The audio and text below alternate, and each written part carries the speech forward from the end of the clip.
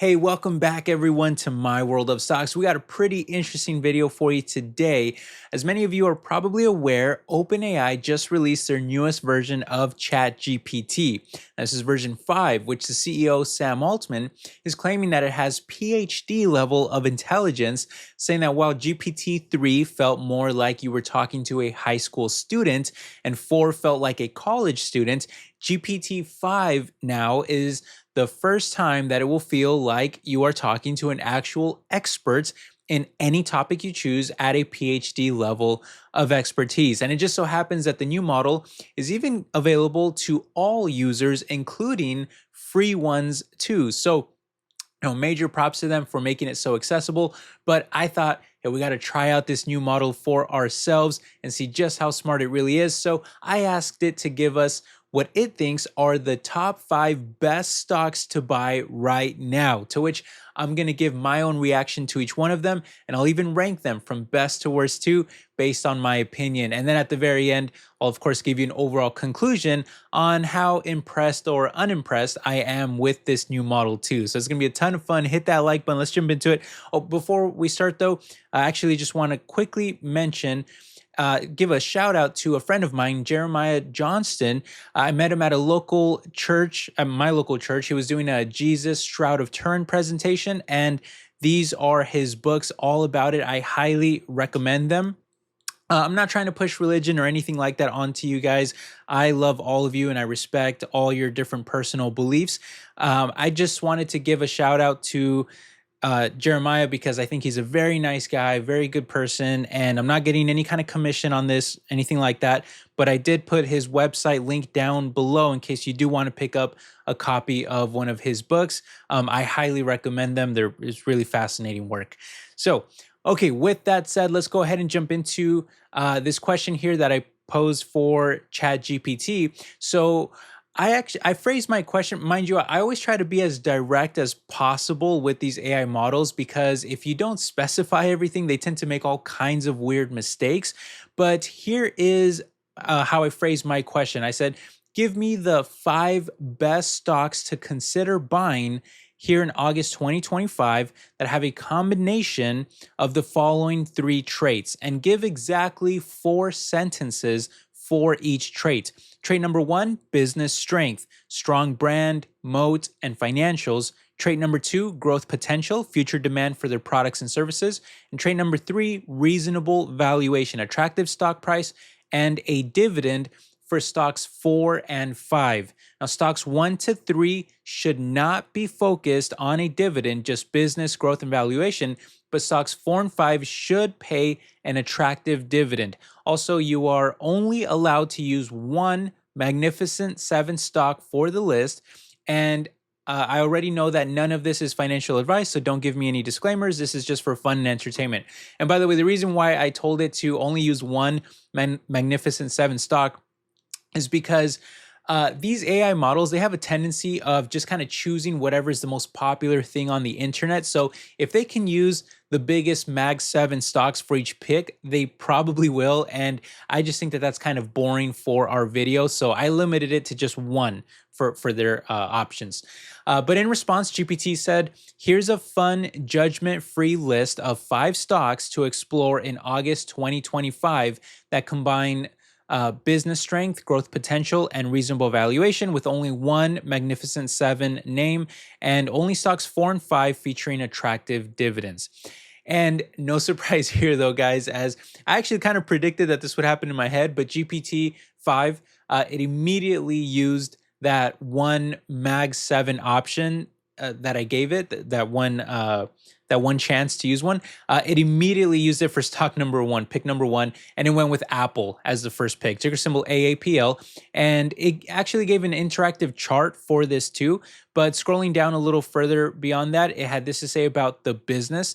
Apple boasts one of the strongest global brands, a deeply entrenched ecosystem, and consistently stellar financials. Its moat is reinforced by high customer loyalty and tight integration across hardware, software, and services. The company routinely delivers massive free cash flow and maintains one of the strongest balance sheets in tech. is financial discipline underpins sustained investment in innovation. For growth potential, it says demand for premium iPhones, wearables, services like cloud, music, and payments, and emerging AR, VR technologies continue to drive Apple's forward momentum. It's also steadily expanding into new categories like wearables and potentially automotive or health, which could fuel the next growth leg. Global penetration and high customer switching costs support long-term upward potential. And then for valuation, GPT said, despite tech sector volatility, Apple's valuation remains tempered compared to peers, often trading at mid 20s PE with solid profitability, its massive cash reserves, and dividend buffer downside risk. Valuation is supported by recurring service revenues, less sensitive to macro cycles. This combination gives a measured entry point for continued growth. Okay, so there's a lot there that I do agree with myself, but there's also what I feel are some pretty glaring mistakes, like saying that they have future potential in automotive. It almost seems like the AI isn't even aware of the Apple car actually getting canceled long ago, unless it's just using that as an example for how Apple could potentially enter new markets in the future because of their massive cash flow and balance sheet, which would be a decent point to make if that's what it meant. But then I think it should be specifying that. So I wasn't too happy with that inclusion there, at least without clarifying it. Now, either way, Apple is a very solid choice for the reasons that it did give, notably the extremely sticky ecosystem of hardware and software with almost a cult-like fan base that seems to buy anything Apple related year after year.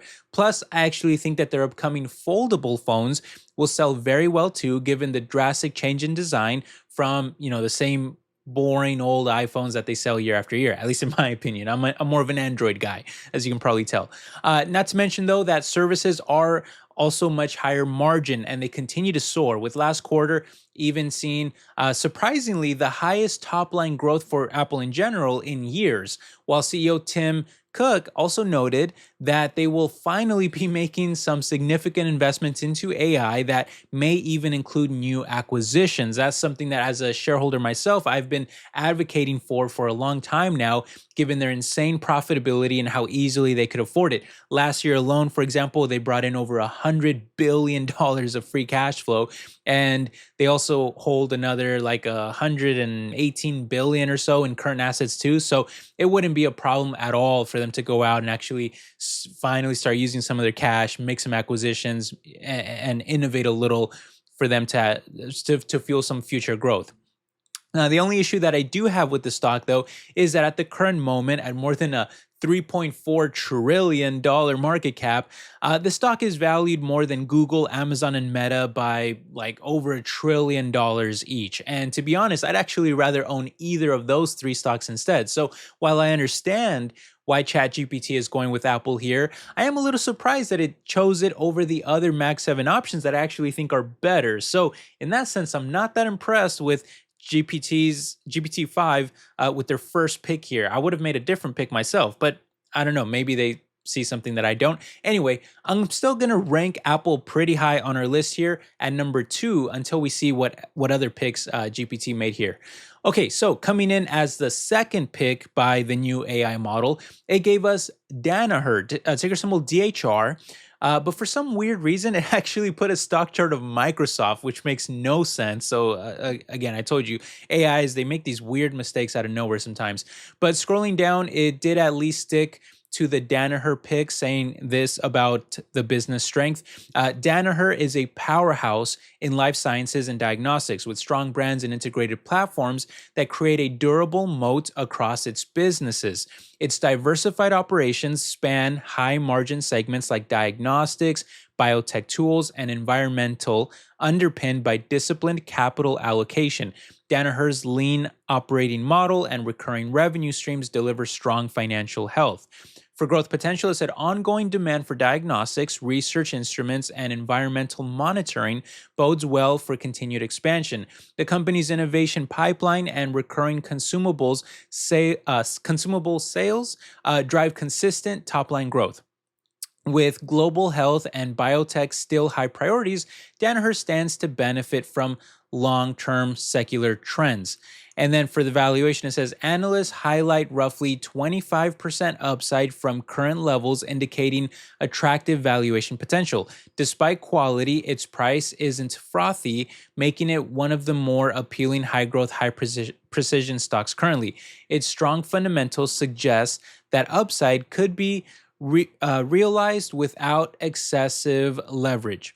Okay, so I do agree with a lot of that. If you were a little confused though by GPT's description of them, I would understand that. The way it kind of phrases things is maybe a little hard to understand for the average viewer or person who is not familiar with the company. But just to kind of simplify it for you a little bit, this is actually a conglomerate, basically, that owns over 15 subsidiaries that apart from what they can do, what they each do individually, many of them also specialize in helping other, especially biotech companies, with their operations too, like lab work, discovering new drugs, running tests, diagnostics, and a lot more. In fact, their products and services have become so crucial to the kind of global life sciences market that over 80% of their revenues are actually recurring sales, meaning once a company uses Danaher and one of their subsidiaries, they tend to stick with them long term. As great as that is, though, it doesn't mean that they are going to be immune to macro conditions where their sales and profits have actually dipped a bit the past couple years. But analysts do expect a large recovery in every year going forward, which will be driven largely by some of the points GPT made, like high demand and global awareness for health and disease. In other words, this isn't a company that will, likely be going away anytime soon, but rather should only get larger over time. And although this would normally be a strong performing stock, like other biotechs, they've actually gone through a huge post-pandemic dip, losing about a third of their entire value. If I stopped right there, I would say that the stock is an instant buy here on the dip, but I just can't ignore that the valuation is still around 50 to 80% more expensive than the sector on PE and PEG ratios, even after that correction, that drop in the stock price. And although the dividend has some excellent growth metrics on it, the yield is way too small to make up for that expensive valuation. So I'm still ranking them behind Apple for now.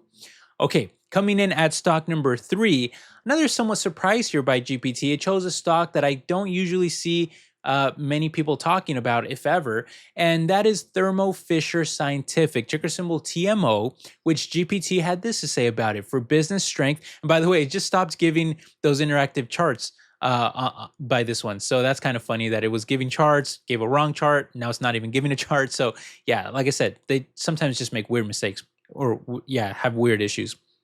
Anyway, says Thermo Fisher is a global leader in lab equipment, consumables, and analytical services, a clear moat built on scale, end-to-end solutions, and leading R&D-driven position.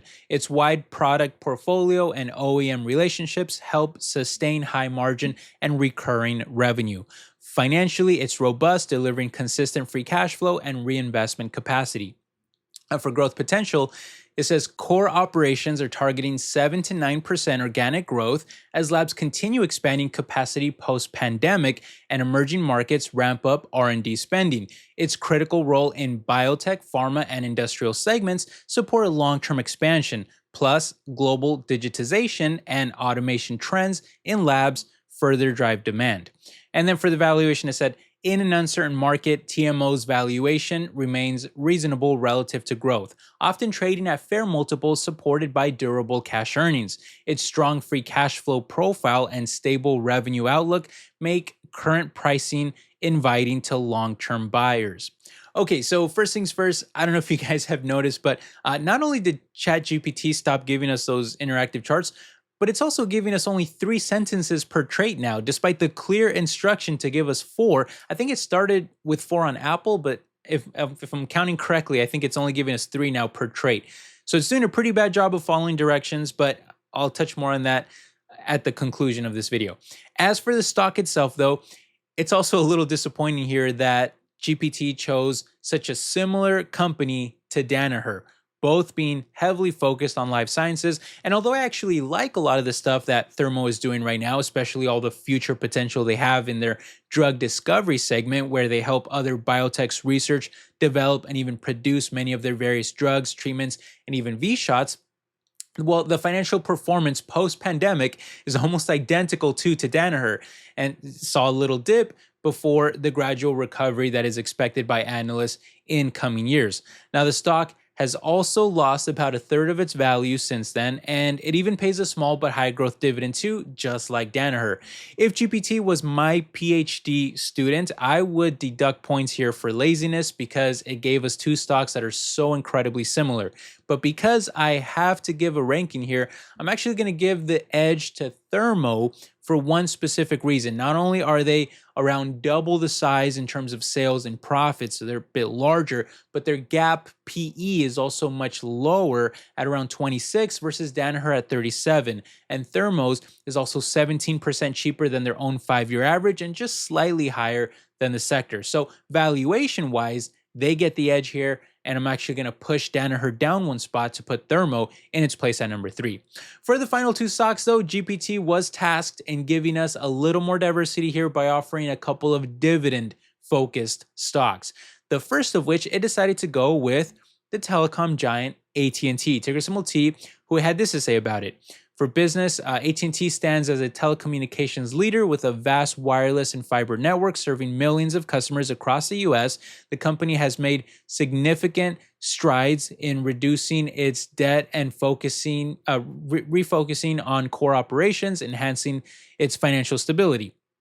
AT&T's commitment to shareholder returns is evident, with plans to return over $40 billion through dividends and stock buybacks over the next 3 years. The company's ongoing investments into 5G and fiber infrastructure position it well for future growth. That was actually 4 sentences there, so it looks like it came back to 4 sentences.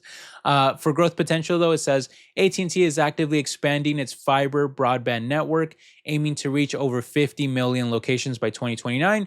The increasing demand for high-speed internet and 5G services provides a strong growth trajectory for the company. Additionally, AT&T's strategic focus on its core telecom services, coupled with its efforts to divest non-core assets, is expected to drive long-term growth, and the company's plans to initiate significant stock buybacks further reflect confidence in its future. And then for the valuation and dividend, it says AT&T currently offers a dividend yield of approximately 4%, which is attractive for income-focused investors. This yield reflects a sustainable payout supported by steady free cash flow and improved financial health. The combination of solid income and ongoing growth investments make AT&T appealing for those seeking both yield and potential capital appreciation. Its valuation balances market caution with income stability. Okay, so yeah, funny enough, right? It went back to giving us 4 sentences now per trade. So I don't know what's going on here. It seems to be flip-flopping on that. But I actually used to like AT&T a lot myself as a stock. And it's for many of the same reasons that GPT points out here. Telecommunications in general, the telecom market has always been a cash cow type of market, one where customers will continue to pay for services even regardless of really macroeconomic conditions because of the need for internet and cell phone service basically at all times, especially with how, digital and interconnected the world has become. Even if the economy is not doing great, you still need internet, you still need a phone service in most cases, like for most people, right? So that's something that has always appealed to me for investing in a company like this. And in fact, I used to actually own AT&T myself, the stock, mostly for the cheap valuation and the huge dividend, which was like double the size back then. But when they ended up cutting that dividend in half and they spun out Warner Media, I actually lost a lot of confidence in this company myself, and I decided to move that money over to Verizon instead, who in my opinion is just more dependable with higher quality of service that makes them a little stickier, at least in my opinion. And they also have a cheaper valuation with an even bigger dividend at the current moment. Still, I can understand why anyone would want to invest in AT&T given the decent enough yield and cheap valuation, but because there is such a clearly better alternative in Verizon, again, just in my opinion, I just personally have very little interest in owning AT&T myself. Still, on this particular list, I would rank them right in the middle between right in the middle of Thermo and Danaher, between those two stocks, because it's at least something different to kind of split them up, right? Because they were so similar. Okay, finally though, that's going to leave us now with the fifth and final pick here from ChatGPT. And this one I will say I actually do like quite a bit more than the others, I would say. And that is in PepsiCo, ticker symbol PEP, which GPT went right back to just three sentences again, it looks like here. Just clearly not following directions, but it had this to say about business strength. PepsiCo's wide moat stems from iconic, globally recognized beverage and snack brands, extensive distribution channels, and strong financial stability. Its multi-category portfolio provides resilience, strong margins, and consistent cash generation. It's a consumer staple stalwart with entrenched market positions. For growth potential, it says demand for snacks and beverages remains strong across established and emerging markets. Product innovations, healthier options, new flavors, expanding geographic reach, and brand loyalty support steady growth. Inflation-resistant pricing and product diversity underpin forward momentum. And then for valuation and the dividend, it says trading around 4% yield and about 17% below fair value, PepsiCo offers both income and value. The valuation captures its stability and income prospects at an attractive discount, offering cushion against volatility. Was that only two sentences there? I think that, yeah, that one's only two sentences, right? Yeah. So anyway, putting my criticisms of GPT aside, which I'll get back to here in just a second for the conclusion. I do actually like this pick here, and I agree with pretty much everything it had to say about it. Not only does PepsiCo generate strong financials year after year as a global leader with some of the really strongest brands in the world, but they're even expanding into healthier options now too, like eliminating unnecessary color dyes, reducing sugar, and even making tons of strategic acquisitions by leveraging really their dominant size to ensure that they stay on top of all the latest trends like sparkling waters, keto snacks, and more. Plus, because the stock took a tumble more recently, especially during all the tariff craziness, it's actually lost over a quarter of its value, causing the dividend to spike up to almost 4% after being grown for over 5 decades in a row. And it was actually even cheaper just a few weeks ago, where I put out several videos letting you guys know, and especially over on Discord, mentioned it a lot too for the community portfolio. But I've been buying a lot of PepsiCo stock myself, just because I felt like it was a great pick. It was super cheap, dividend was high, and it's recovered a little since then, but still looks pretty attractive here. Realistically, I think they're just about tied with Apple. I wouldn't really necessarily say one is better than the other. I think they're a little different in terms of what type of investor would want either one. If you're looking for a dividend, I think PepsiCo is a better option. But if you're looking for maybe more growth potential and just more tech exposure, you'd probably want Apple. But because I have to choose a ranking here, I'm going to put the dividend king, PepsiCo, in their throne at the number one spot here. And yeah, that'll give us our final rankings here. So let me know if you agree or disagree with my rankings. Just to give you a conclusion on ChatGPT-5, how I feel about it, I got to say, honestly, I am very unimpressed by it. It actually feels almost exactly the same to previous versions. And look, I'm not sure if it's still using the previous versions. Online, it says that it's using GPT-5. That's what it says.